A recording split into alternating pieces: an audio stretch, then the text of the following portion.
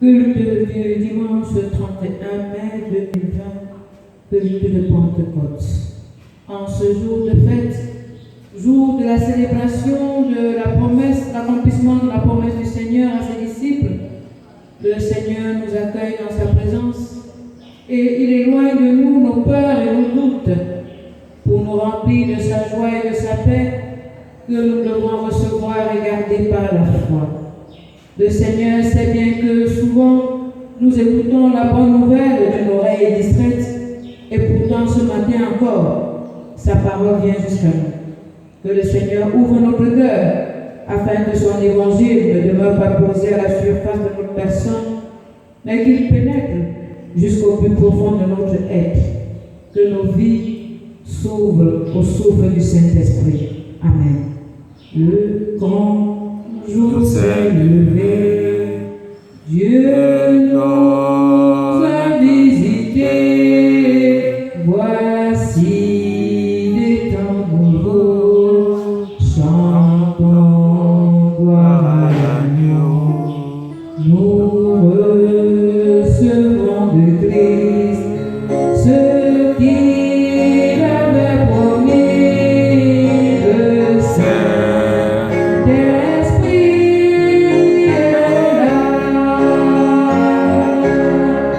le Saint-Esprit est là, le Saint-Esprit est là, la mort a disparu, Dieu donne le salut, et sur le monde entier, le grand jour s'est levé, le Saint-Esprit est là. Adorons le Seigneur. Quand nous regardons derrière nous, Seigneur, et que nous voyons tant de chemins parcourus, avec ta présence rassurante à nos côtés, tant de sollicitude de ta part, tant de fidélité, nous ne pouvons que nous exclamer à la suite de Paul. Si Dieu est pour nous, qui sera contre nous? Dès lors, dans cette assurance où nous puisons force et confiance, nous te louons. Pour ta joie qui irrigue nos actions, nous te louons. Pour ta bonté qui transforme nos regards, nous te louons. Pour ta fidélité qui nous donne souffle et courage, nous te louons encore. Amen. Nous te louons, Seigneur. Nous te louons, Seigneur. Nous te louons, Seigneur.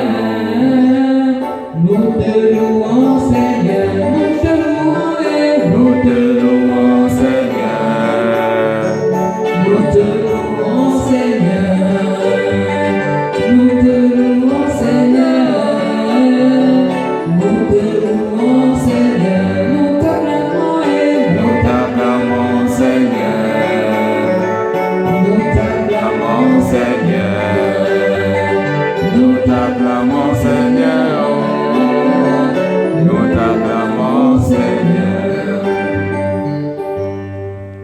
Humilions-nous devant le Seigneur et confessons toutes nos iniquités tout en implorant sa miséricorde à notre endroit. Ton projet de paix et d'amour pour l'humanité au Seigneur est immense. C'est sur nous que tu comptes pour le réaliser. Et comment y parviendrons-nous alors que nous ne parvenons déjà pas à accomplir tes petits projets de chaque jour? Seigneur, nous sommes impus de nous-mêmes et nous considérons la vie comme un bien qui nous est propre. En ce jour spécial, jour de la Pentecôte, nous te prions, Seigneur, de venir en aide à notre incrédulité. Viens, Seigneur, en aide à notre manque de confiance et de patience. Dans les combats de chaque jour, viens nous armer de ta puissance d'amour. Seigneur notre Dieu, nous crions vers toi, tu es notre espérance. Sauve-nous au nom de Jésus-Christ. Amen. Amen. roc séculaire, frappez pour moi sur le calvaire. Je viens à toi, tu sais mes chutes, ô mon sauveur, tu vois mes luttes et ma douleur. Oculaire, frappez pour moi sur le calvaire, je viens à toi. Notre Dieu est un Dieu d'amour et de pardon. Il ne nous laisse pas dans la détresse. Recevons maintenant sa parole de grâce. Frères et sœurs, l'amour de Dieu surpasse celui des parents les plus aimants. Dieu nous aime parce que nous sommes ses enfants. Il nous aime pour ce que nous sommes et non pour ce que nous faisons. Et sans lassitude, avec fidélité, malgré nos errances, jour après jour, il nous tend les bras et nous appelle à lui. Amen. Amen. We are the chosen generation, God for to show His excellence. All I require for life, God has given me. I know who I am. I am. What He says I am. What He says I'm not. I know who I am. I know who God says I am. What He says I am. What He says I'm not. I know who I am. I walk in power. I walk in miracle. I live a life of favor. I know who I am. I walk in power. I walk in miracle. I live a life of favor. I know who I am. Oh, oh, oh, oh, I know who I am. Oh, oh, oh, I know who I am. Écoutons la voix du Seigneur. Quand Dieu a choisi Abraham, Isaac, Jacob et les apôtres, c'est une promesse qui leur a été faite. Amen. L'amour de Dieu est si merveilleux. L'amour de Dieu est si merveilleux. L'amour de Dieu est si merveilleux. Oh, quel amour! Le premier, dans le livre des Actes, au chapitre 2, les versets 1 à 11. Le second, dans la première lettre de Paul aux Corinthiens, au chapitre 12, les versets 3 à 13. Et enfin, l'évangile selon la présentation de Jean, en son chapitre 20, les versets 19 à 23. Mais avant, prions le Seigneur. Esprit Saint, il fait parfois tempête dans nos cœurs. Nos pensées s'assombrissent. Maintenant, descends sur nous, nous t'en prions. Par ton souffle créateur, que la parole fasse jaillir la lumière dans notre esprit. Que ton souffle apaise notre cœur et le rende disponible pour accueillir la bonne nouvelle pour nos vies. Amen. Acte 2, 1 à 11. Le jour de la Pentecôte, ils étaient tous ensemble dans le même lieu. Tout à coup, il vint du ciel un bruit comme celui d'un vent impétueux, et il remplit toute la maison où ils étaient assis. Des langues, semblables à des langues de feu, leur apparurent séparées les unes des autres, et se posèrent sur chacun d'eux. Et ils furent tous remplis du Saint-Esprit, et se mirent à parler en d'autres langues, selon que l'Esprit leur donnait de s'exprimer. Or, il y avait en ces jours à Jérusalem des Juifs, hommes pieux de toutes les nations qui sont sous le ciel. Au bruit qui eut lieu, la multitude accourut entendait parler dans sa propre langue. Ils étaient tous dans l'étonnement et la surprise. Et ils se disaient les uns aux autres, voici ces gens qui parlent, ne sont-ils pas tous galiléens? Et comment les entendons-nous dans notre propre langue à chacun, dans notre langue maternelle? Parthes, Médès et Lamite, ceux qui habitent la Mésopotamie, la Judée, la Cappadoce, le Pont, l'Asie, la Phrygie, la Pamphylie, l'Égypte, le territoire de la Libye voisine de Cyrène, et ceux qui sont venus de Rome, juifs et prosélytes, crétois et arabes, comment les entendons-nous parler dans nos langues des merveilles de Dieu? Jean 20, versets 19 à 23. Le soir de ce jour, qui était le premier de la semaine, les portes du lieu où se trouvaient les disciples étaient fermées à cause de la crainte qu'ils avaient des Juifs. Jésus vint, se présenta au milieu d'eux et leur dit, la paix soit avec vous. Et quand il lui dit cela, il leur montra ses mains et son côté. Les disciples furent dans la joie en voyant le Seigneur. Jésus leur dit de nouveau, la paix soit avec vous. Comme le Père m'a envoyé, moi aussi je vous envoie. Après ces paroles, il souffla sur eux et leur dit, recevez le Saint-Esprit. Ceux à qui vous pardonnerez les péchés leur seront pardonnés, et ceux à qui vous les retiendrez, ils leur seront retenus. 1 Corinthiens 12, 3 à 13. C'est pourquoi je vous déclare que nul, s'il parle par l'Esprit de Dieu, ne dit Jésus est anathème, et que nul ne peut dire Jésus est le Seigneur si ce n'est par le Saint-Esprit. Il y a diversité de dons, mais le même Esprit. Diversité de ministères, mais le même Seigneur. Diversité d'opérations, mais le même Dieu qui opère tout en tous. Or, à chacun la manifestation de l'Esprit est donnée pour l'utilité commune. En effet, à l'un est donné par l'Esprit une parole de sagesse, à un autre une parole de connaissance, selon le même Esprit, à un autre la foi, par le même Esprit, à un autre le don de guérison, par le même Esprit, à un autre le don d'opérer des miracles, à un autre la prophétie, à un autre le discernement des esprits, à un autre la diversité des langues, à un autre l'interprétation des langues. Un seul et même Esprit opère toutes ces choses, les distribuant à chacun en particulier comme il veut. Car comme le corps est un et a plusieurs membres, et comme tous les membres du corps, malgré leur nombre, ne forment qu'un seul corps, ainsi en est-il de Christ. Nous avons tous en effet été baptisés dans un seul esprit pour former un seul corps, soit juif, soit grec, soit esclave, soit libre, et nous avons tous été appreuvés d'un seul esprit. Amen. Amen. Peuple de Dieu rassemblé en ce lieu et ailleurs, bonne fête de Pentecôte, et aux mamans, bonne fête des mères. Et le jour tant attendu arriva, 10 jours après l'ascension de Jésus. Que ce fut rapide, express, serait-on tenté de dire. Les disciples n'avaient pas eu à attendre très longtemps l'accomplissement de la promesse du Seigneur.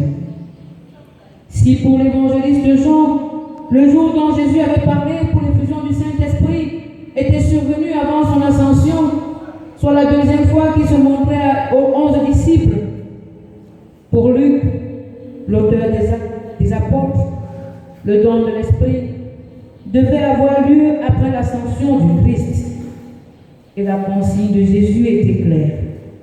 Les disciples ne devaient pas s'éloigner de Jérusalem, qui était le lieu de rencontre de tous les croyants, du moins, au moins une fois par an, soit pour célébrer la Pâque juive, soit pour célébrer la fête de Pentecôte. C'est après avoir reçu le don de l'Esprit que les disciples devaient commencer la mission qui devait les conduire aux extrémités de la terre. Mais avec Luc, il fallait que toutes les conditions soient remplies pour que la promesse du Seigneur s'accomplisse. Et toutes ces conditions se résumaient dans l'obéissance et l'unité. L'unité étant le caractère de ce qui est un, mais également ce qui forme un caractère d'ensemble, d'harmonie entre les parties d'une composition. Ainsi, en plus de demeurer ensemble dans le même lieu, il fallait que les disciples comblent le vide laissé par la trahison et la mort de Judas Iscariote. Les disciples l'avaient fait et ils demeuraient dans l'attente de ce que le Seigneur avait promis. Et le grand jour arriva. Quand le jour de Pentecôte arriva, les disciples étaient tous ensemble au même endroit. Tout à coup, il vint du ciel un bruit comme celui d'un vent violent qui remplit toute la maison où ils étaient assis. Des langues qui semblaient des langues de feu leur apparurent, séparées les unes des autres, et elles se posèrent sur chacun d'eux. Ils furent tous remplis du Saint-Esprit et se mirent à parler en langue, comme l'Esprit leur donnait de s'exprimer. C'est le baptême du Saint-Esprit avec ses signes et un don majeur, celui de la louange à Dieu ou de sa glorification en différentes langues par les apôtres. Les apôtres avaient obéi à la recommandation du Seigneur de demeurer ensemble à Jérusalem. Et voilà que le jour de la Pentecôte juive, jour de la fête des moissons, jour de la fête des prémices, jour de la fête des semaines, jour de la fête du don de la loi, le Seigneur envoyait son Esprit, l'Esprit Saint, pour accomplir la promesse faite aux disciples. La Pentecôte juive, qui était faite du don de la loi, allait devenir Pentecôte chrétienne, fête du don de l'Esprit aux croyants et naissance de l'Église chrétienne. Et la manifestation de l'Esprit, ce jour de Pentecôte, n'était pas totalement différente de la manifestation de l'Esprit de Dieu dans l'Ancien Testament. Mais seulement ici ajouter des langues de feu qui se posèrent sur chacun des disciples présents.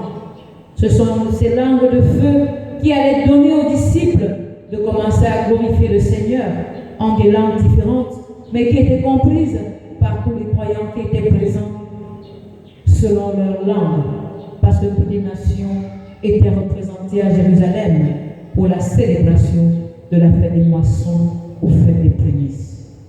Le don du parler en langue, conféré par l'Esprit Saint dont il est question ici, n'avait absolument rien à voir avec la glossolalie, qui nécessite la traduction par une tierce personne. Mais c'était le don de l'Esprit conféré aux disciples afin qu'ils glorifient le Seigneur dans les langues des croyants qui étaient au milieu d'eux. La louange à Dieu ou glorification de Dieu était le premier don que l'Esprit conférait aux disciples. Et le Seigneur avait fait en sorte qu'il y ait de nombreux témoins venant des 4 coins de l'Empire romain et parlant d'autres langues, de manière à ce que la prédication de la parole par les apôtres puisse commencer sans encombre dans l'adversité, selon que le Seigneur lui-même, les mettant en garde sur les dangers de la mission, leur avait promis l'assistance du Saint-Esprit. Aux disciples rassemblés selon les recommandations du Seigneur, le premier don du Saint-Esprit était bien celui de la louange à Dieu de sa glorification. Les autres dons allant suivre, dont en premier celui de la prédication de la parole, qui allait commencer par l'apôtre Pierre. Et l'apôtre Paul pourra donc dire qu'il y a diversité de dons, mais le même esprit. Diversité de services, mais le même Seigneur. Diversité d'actes, mais le même Dieu qui accomplit tout en tous. Et à chacun, la manifestation de l'Esprit est donnée pour le bien de tous. C'est donc l'Esprit de Dieu qui équipe le croyant pour la mission, et il se doit d'être, ce croyant, au service de son prochain. Il se doit de mettre le ou les dons qu'il a reçus au service de la communauté, de l'Église et même de la société tout entière. C'est justement ce qui s'était passé avec les disciples. Ils avaient reçu des dons différents et complémentaires qui leur donnaient de travailler ensemble. Et parmi les dons de l'Esprit, l'apôtre Paul cite le don d'une parole de sagesse. C'est le cas pour ceux qui savent calmer et arranger les situations et non les envenimer. Le don d'une parole de connaissance, il s'agit de ceux qui ont reçu de Dieu le don d'enseigner son peuple. Le don de la foi qui donne à certains croyants d'endurer les pires persécutions au point de devenir des martyrs une fois à toute épreuve. Des dons de guérison, c'est le cas de ceux que le Seigneur utilise pour apporter le soulagement à ses enfants malades. Le don de faire des miracles, le don des prophéties, le don de discerner les esprits, etc., etc. Oui, l'Esprit confère ses dons. Et puisque c'est l'Esprit qui est à l'origine de la création de l'Église, et que c'est aux apôtres que le Seigneur avait fait la promesse du don de l'Esprit, l'apôtre Paul invite à la discipline dans l'Église en donnant l'ordre d'établissement des différents dons. Dieu a établi dans l'Église premièrement des apôtres, deuxièmement des prophètes, troisièmement des enseignants, ensuite viennent les miracles, puis les dons de guérison, les aptitudes à secourir, à diriger, à parler diverses langues. D'où viennent donc, bien-aimés, l'irrespect, les querelles de leadership dans l'Église, des attitudes qui démontrent clairement l'absence du Saint-Esprit? C'est par les apôtres que l'Esprit s'est manifesté, accomplissant la promesse du Seigneur, Jésus-Christ, et les établissant dans son Église naissante. C'était le commencement de la mission avec l'accomplissement de la promesse du Seigneur, le baptême du Saint-Esprit. Et aujourd'hui, nous sommes dans la continuité de la mission des disciples, des apôtres. Le Saint-Esprit continue à mettre en les croyants un ou plusieurs dons afin qu'ils en fassent bon usage dans l'Église du Seigneur. Oui, aujourd'hui encore, les dons de l'Esprit Saint ne sont pas épuisés. Et la preuve est bien là au milieu de nous, avec les pasteurs, les enseignants, les médecins et tous les autres. Mais seulement, quel usage faisons-nous de tous ces dons que nous avons reçus? Pourquoi tant de frustration, de disputes et de divisions dans l'Église?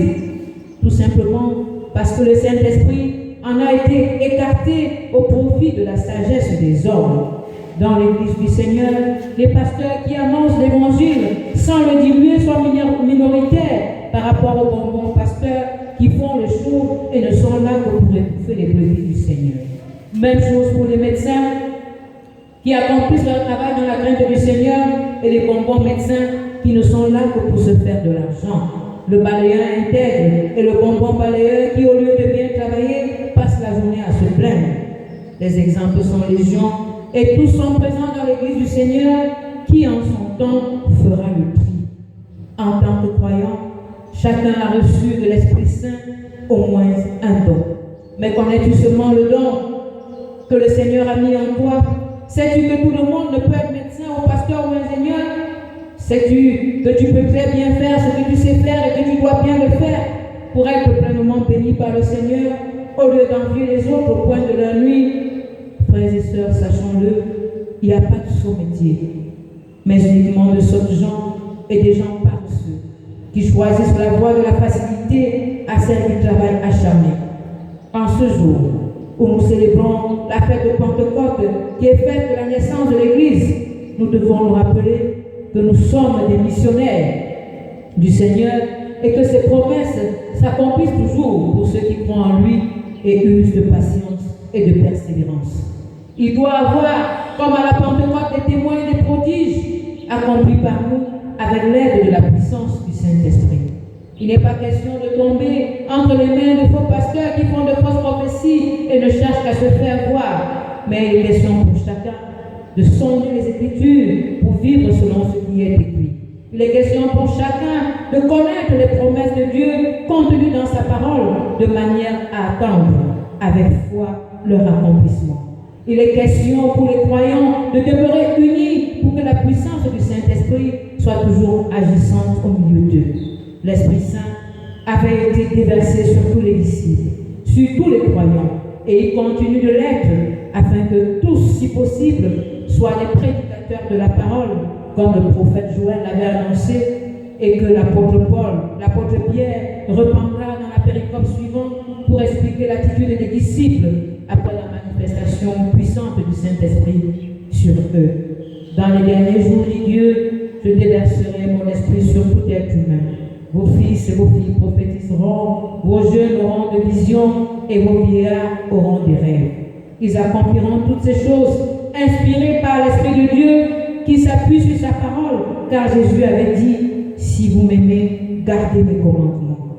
Le Saint-Esprit est la troisième personne de la Trinité, c'est le défenseur, l'avocat de le Seigneur Jésus-Christ. Deuxième personne de la Trinité a demandé au Père, première personne de la Trinité, pour assister les croyants dans la continuité de sa mission.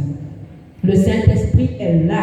Et si nous gardons les commandements du Seigneur, nous pourrons aussi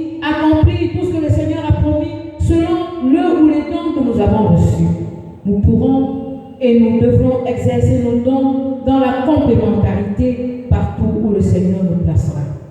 Mais force est de constater que nous n'y parvenons désormais plus, ou si oui, par l'usage des pratiques magico-mystiques, par la force du diable, parce que nous avons offensé l'Esprit de Dieu en nous. Chacun recherchant sa propre gloire plutôt que celle du Seigneur. Par paresse et par amour de la facilité, nous avons rejeté la parole de Dieu pour être à l'écoute des marchands d'illusions qui ne sont rien d'autre que des brigands et des braqueurs spirituels. La parole de Dieu nous apprend que comme apôtre, il y avait le groupe des 12 dont Judas était mort et avait été remplacé par Matthias. Et l'apôtre des gentils ou des païens en la personne de l'apôtre Paul. Mais aujourd'hui, des gens se lèvent et s'autoproclament apôtres sans toutefois que leurs agissements aient quelque lien avec ceux des apôtres de Jésus-Christ. La parole de Dieu nous parle de Malachie comme étant le dernier prophète de l'Ancien Testament et de Jean-Baptiste, considéré comme le seul prophète du Nouveau Testament. Mais aujourd'hui encore, beaucoup se lèvent et s'autoproclament prophètes pour conduire les brebis dans les zones arides, pour les dépouiller et les dégraisser, pour les rendre chétifs. Mais bonne nouvelle pour nous aujourd'hui. Bonne nouvelle pour tous les croyants qui célèbrent ce jour la fête de Pentecôte, fête de l'accomplissement de la promesse de Dieu et fête de la naissance de l'Église.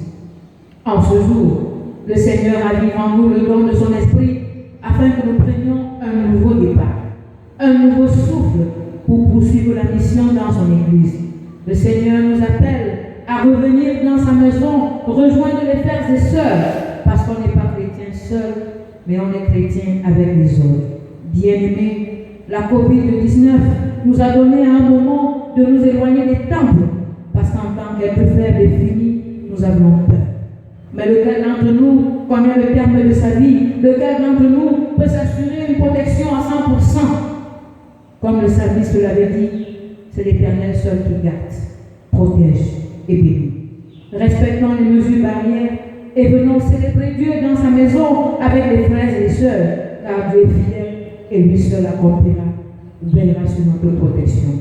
En ce jour bien-aimé, rendons grâce au Seigneur pour sa bonté et sa fidélité et prenons l'engagement de nous laisser conduire par son esprit, en sorte que nous puissions, comme les apôtres, poursuivre la mission avec zèle, courage, justice et fidélité pour une Église de plus en plus forte et victorieuse.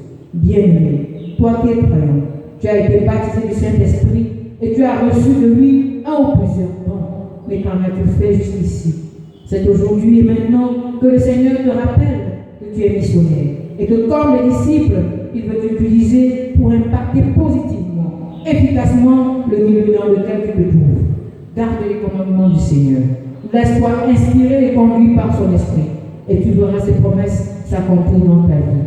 Sois un bon disciple et un bon missionnaire à la gloire de Dieu. Et que le Seigneur bénisse en chacun l'écoute et la méditation de sa parole. Amen. Amen. Avec le symbole des apôtres, confessons notre foi chrétienne en disant: je crois en Dieu, le Père Tout-Puissant, Créateur du ciel et de la terre. Je crois en Jésus-Christ, son Fils unique, notre Seigneur, qui a été conçu du Saint-Esprit et qui est né de la Vierge Marie. Il a souffert sous Ponce Pilate.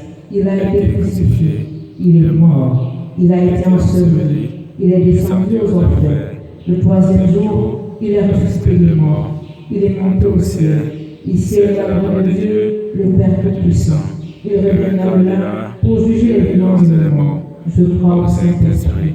Je crois à la Sainte Église universelle, la communion des saints, la rémission des péchés, la résurrection de la chair et la vie éternelle. Amen. Unissons